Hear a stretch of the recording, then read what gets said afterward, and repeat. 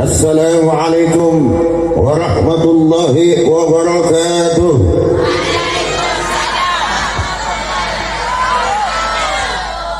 Alhamdulillah, alhamdulillahilladzi arsala rasulahu bil huda wa dinil haqq liyudhhirahu 'ala ad-din kullihi wa kafa billahi shahida.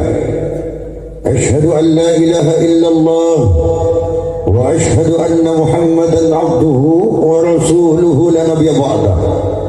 Allahumma shalli wa sallim wa barik wa karim 'ala sayyidina wa habibina wa syafi'ina wa maulana Muhammad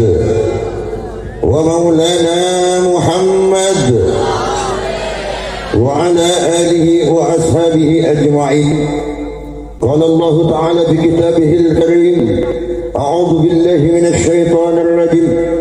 Qul in kuntum tuhibbunallaha fattabi'uni yuhibbukumullah wa yaghfir lakum dhunubakum wallahu ghafurur rahim. Atau kama qala al-qail, qala sayyiduna Abu Bakr as-Siddiq radhiyallahu anhu, man anfaqa dirhaman limaulidin Nabi sallallahu alaihi wasallam kun rafiqi fil jannah. Hadratul mukarramin, segenap para alim, para ulama, bapak ibu yang hadir pada kesempatan malam hari ini yang dimuliakan Allah, terkhusus para guru mulia kita. Anak tuan rumah saya sebut dulu, Al-Mukarram Abu Kiai Haji Ahmad Madani Hasib MPDI, menuju pada dua istri. Yang kami muliakan Kiai Haji Abdullah Al-Fakir MA, insyaallah tahun depan beliau doktor, mudah-mudahan, amin. Yang kami muliakan Kiai Haji Agus Alamuddin Jazuli SPD. Yang kami muliakan Syekhul Amir Muhammad Abdul Quddus STHI. Yang kami muliakan segenap para habaib, guru saya, mohon maaf Habib Agil. Ini guru saya, mana? Ini adalah guru saya ketika dulu waktu di Sanawiyah dan Aliyah. Saya satu angkatan dengan Pak Dewan kita, Pak Muhammad Thohir. Ini yang mendidik kami dulu. Habib Alkab, Habib Hasan, Habib Amin, semua para habaib, para duriyahnya Rasulullah SAW yang mohon maaf tak disebut satu persatu, namun tidak mengurangi rasa hormat. Anggota legislatif Bapak Muhammad Thohir, Bapak Haji Mat Arif, Bapak Camat kita, Camat Bunakayam yang dimuliakan Allah, segenap para santri, bapak-bapak, ibu-ibu, baik yang dari yang kecil sampai yang paling besar, dari yang paling muda sampai yang paling tua, dari yang punya pasangan sampai yang jomblo. Ada yang jomblo di sini? Banyak waktu ya. Pengen solusi yang jomblo biar cepat dapat jodoh? Pengen dikasih tahu? Dengarkan baik-baik. Ada orang bijak berkata begini, kalau Anda gagal menjadi orang tampan, maka jadilah engkau orang yang mapan. Karena cepat atau lambat, orang yang tampan akan digeser orang yang mapan.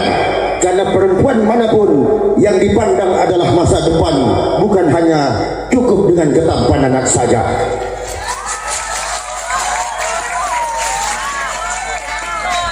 Betul.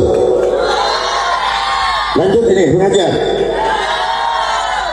Undangannya ceramah maulid saya, tapi tadi udah dikupas oleh Kiai Alamuddin. Terus ada Syekh Kudus. Doanya tadi Kiai Abdullah Fakir. Karena malam ini adalah masih malam tanggal ke-6 insyaallah Oktober kita, untuk sekedar mengingatkan khususnya kepada para santri semua bahwa kita masih hangat dalam suasana Hari Kesaktian Pancasila. Betul? Hari Kesaktian Pancasila yaitu tanggal berapa? Tanggal 1 Oktober. Sedikit nanti saya akan membahas tentang kebangsaan. Maulid sudah dibahas, tentang Jamiah tadi dibahas, udah semua. biar saya tidak mementahkan apa yang disampaikan oleh para guru kita, maka mungkin meskipun saya menyinggung tentang maulid sedikit saja, tapi saya akan lebih banyak bicara tentang kebangsaan. Hadirin yang dimuliakan Allah Subhanahu wa Ta'ala, Indonesia adalah sebuah negeri yang gemah-ripah Allah jinawi. Indonesia ada untayan mutiara yang ada di dunia. Tidak ada belahan bumi manapun yang ada di dunia ini yang mampu menandingi Indonesia dalam hal apapun. Apakah itu di dalam keilmuannya, di dalam kekayaan negerinya. Ulama ada di Indonesia, ilmuwan ada di Indonesia, teknokrat semua ada di Indonesia. Bahkan bumi Indonesia adalah bumi yang kaya raya, yang tidak ada di belahan bumi manapun, negara manapun yang lengkap mempunyai kekayaan sebagaimana yang dimiliki oleh Indonesia. Betul? Kenapa itu Kiai bisa berkata seperti itu, Kiai? Indonesia ini terdiri dari 17.600 pulau. Ada 1.300 suku, ada 740 bahasa, 6 agama, dan lebih dari 200 aliran dan kepercayaan. Secara logika kita berpikir, pulaunya ada 17.600, sukunya ada 1.300, bahasanya 740. Pasti logika mana yang bisa menerima bahwa Indonesia ternyata menjadi negeri yang aman, Indonesia menjadi negeri yang damai. Secara logika pastinya Indonesia rawan dengan perpecahan. Secara logika pasti setiap hari akan ada pertikaian. Tapi justru kita damai, kita selawatan enak, bahkan pejabatnya datang ikut bersama-sama kita selawatan dan pengajian. Coba sampean datang ke negara lain, Pak, datang ke negara lain, apakah sampean bisa melakukan ini, melaksanakan pengajian kumpul-kumpul, apalagi sampai malam jam 10 seperti ini, ditangkepin kita semua. Kenapa? Karena hanya di Indonesia Anda majlisan boleh, Anda buat pengajian boleh, Anda buat jamiah boleh, berkumpul-kumpul selawatan seperti ini diperbolehkan. Itu satu-satunya hanya di Indonesia. Jadi kalau ada orang yang mengatakan bahwa Indonesia itu sekarang terbelakang, Indonesia hari ini banyak kerusuhan, Indonesia hari ini rawan, itu semua tidak benar. Yang benar adalah Indonesia justru menjadi contoh dari semua negara-negara yang ada di dunia. Bangga tidak jadi warga Indonesia? Coba di luar sana dilihat, di Arab Saudi, Afghanistan, Somalia. Di Somalia itu negaranya satu, agamanya satu, sukunya satu, tapi perang setiap hari tak pernah berhenti. Kita dengan begitu banyak bahasa, begitu banyak suku, bukankah malam ini yang kumpul ada Habib, ada Madura, ada Jawa, semua ada di sini. Tapi kita damai-damai saja. Dan inilah apa yang difirmankan Allah di dalam Al-Quran. Inna khalaqnakum min dzakarin wa untha wa ja'alnakum syu'uban wa qabaila lita'arafu inna akramakum indallahi atqakum. Sesungguhnya yang telah mempraktikkan firman Allah di dalam surat Al-Hujurat ini adalah orang Indonesia, bukan orang Barat, bukan orang Eropa, bukan orang Mesir, tapi orang Indonesia. Kita berbeda, bersuku berbangsa, tapi kita tetap satu di bawah naungan La ilaha illallah Muhammadur Rasulullah. Amin ya Rabbal Alamin. Mari kita jaga kedamaian ini, kita jaga kerukunan ini, jangan sampai kita terpecah belah. Ini di sini adalah kota santri, Ketapang khususnya Benua Kayu ini. Pak Camat kita ini paling beruntung jadi camat Benua Kayu, karena di Ketapang pesantren terbanyak itu ada di kecamatan Benua Kayu. Paling cuma diundang acara begini, duduk-duduk begini, tidak repot Pak Camat kita. Insya Allah Pak Camat kita semakin berkah karena berada di lingkungan orang-orang yang menegakkan agama Allah. Amin ya Rabbal.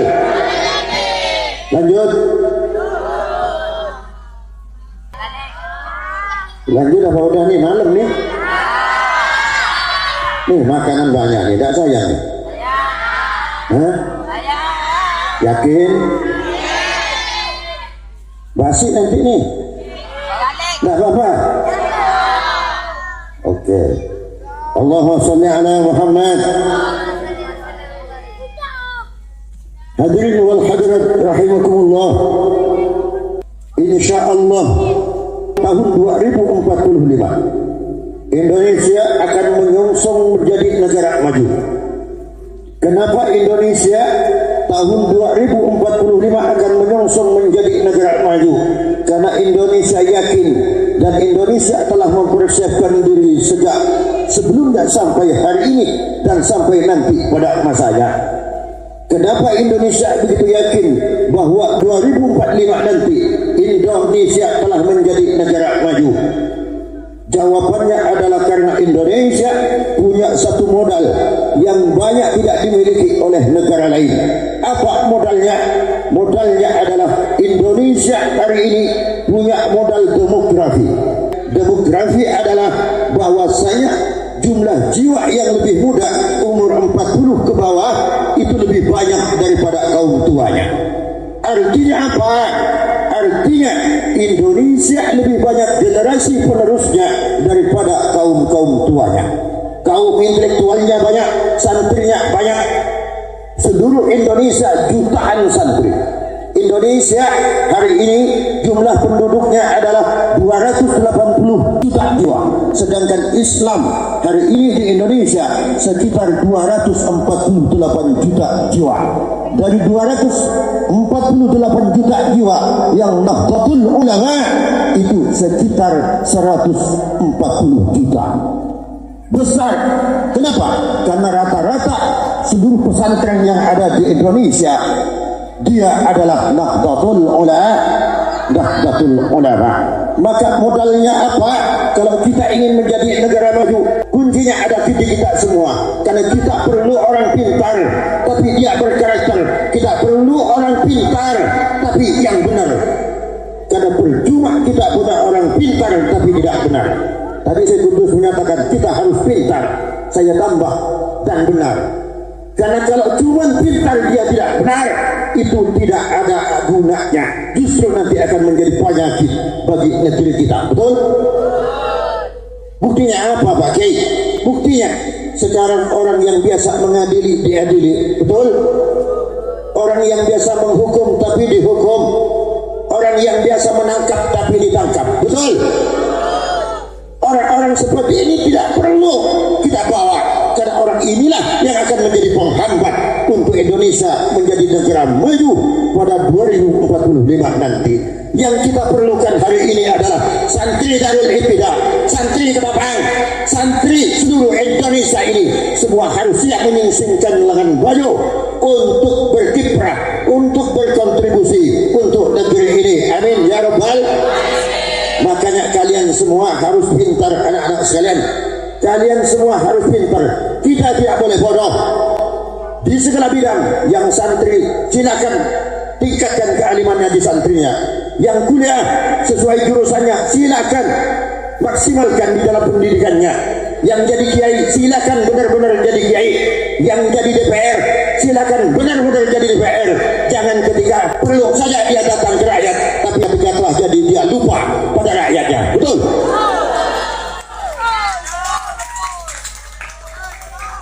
Ini contoh DPR yang baik. Ada pengajian datang. Tak kayak gini. Silakan. Ikan saya terinspirasi dari Sekudus tadi. Jangan takut dan harus berani. Kalau menyampaikan kebenaran harus berani. Karena kata Imam Syafi'i begini, laisa min ahadin illa lahu muhibbun wa mubghidun. Ketika kita menyampaikan satu kebenaran, maka akan muncul dua reaksi yang berbeda. Yang pertama adalah dari pencinta. Sang pencinta ketika mendengarkan nasihat kebenaran, maka dia akan merenung. Tapi pembenci, dia akan mencaci. Kenapa itu terjadi? Karena kita memang susah untuk meyakinkan lalat bahwa bunga itu lebih indah daripada bangkai. Betul?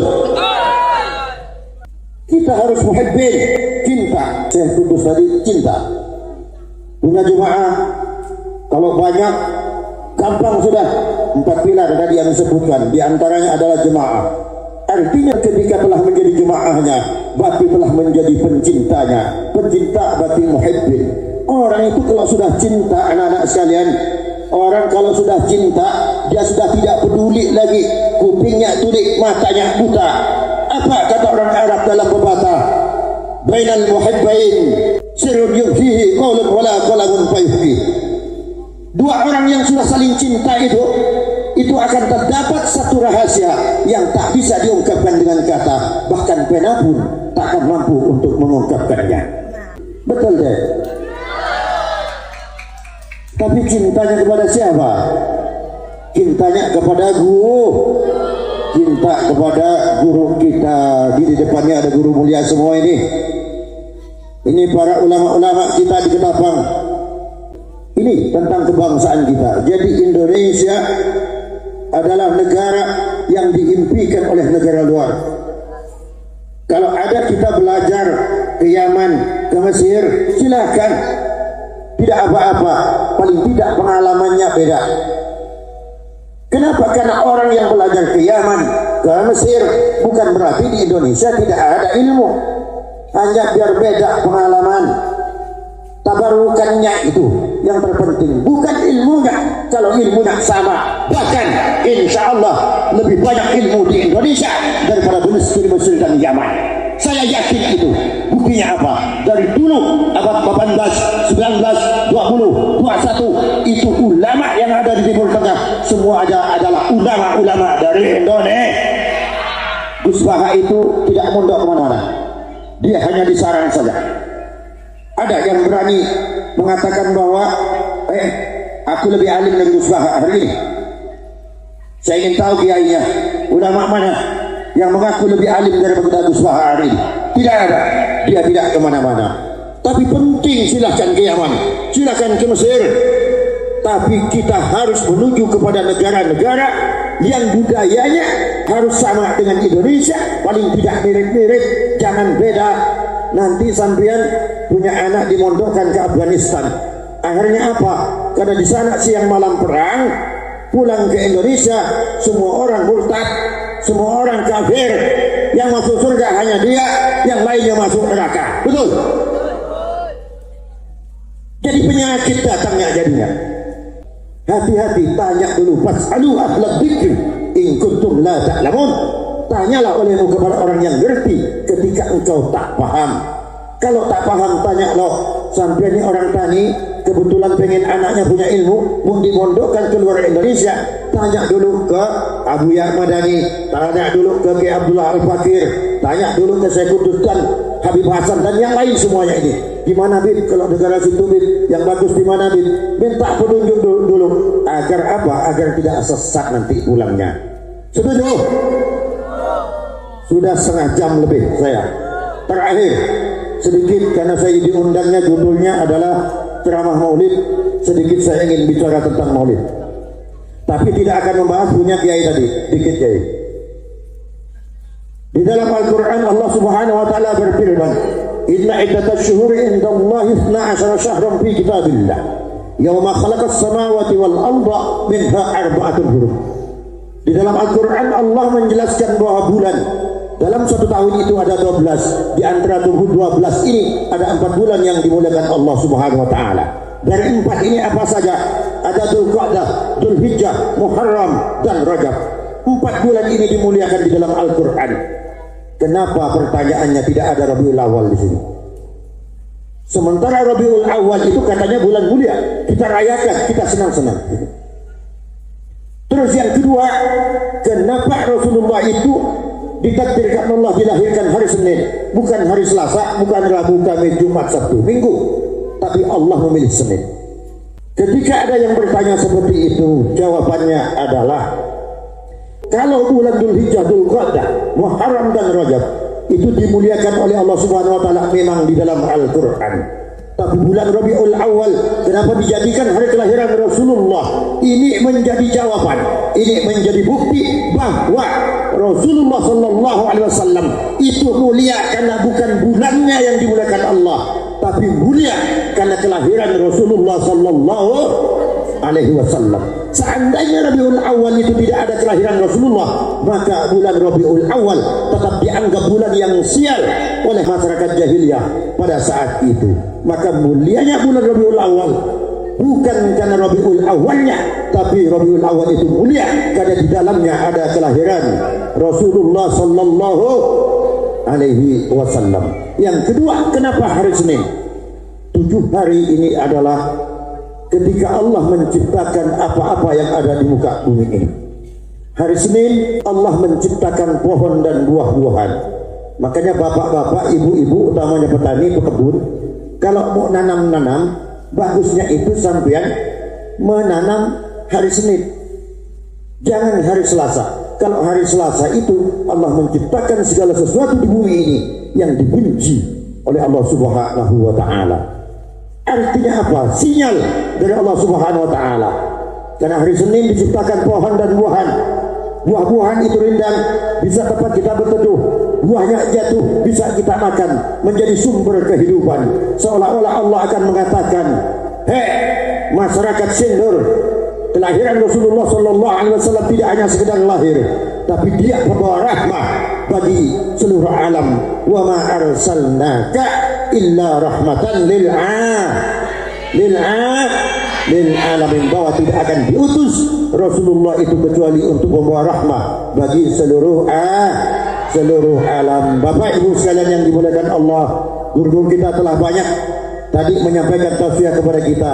Kalau itu bisa kita resapi, insya Allah malam ini kita ilmu yang kita dapat. Tentu terakhir, kita yang datang malam ini, yang duduk di sini semuanya belum berdiri Bapak Ibu sekalian, kecuali Allah telah mengampuni kita semua. Amin ya rabbal alamin. Ihdinas siratal mustaqim. Allah yuwaffiquna wa yarda. Wallahu al-muwaffiq ila aqwamit thariq. Wassalamu alaikum warahmatullahi wabarakatuh.